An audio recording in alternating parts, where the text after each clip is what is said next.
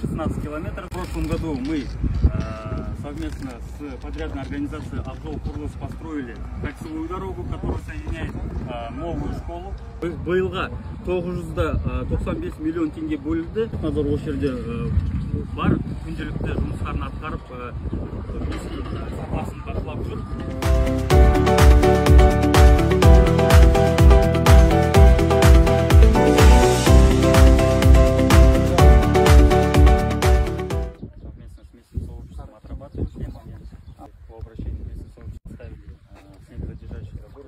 По финансированию сколько должно быть, помогите, у нас есть.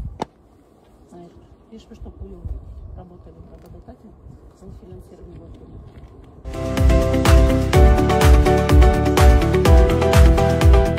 Мы сейчас его бутом пройдем, потом порой, то есть распыльцовку.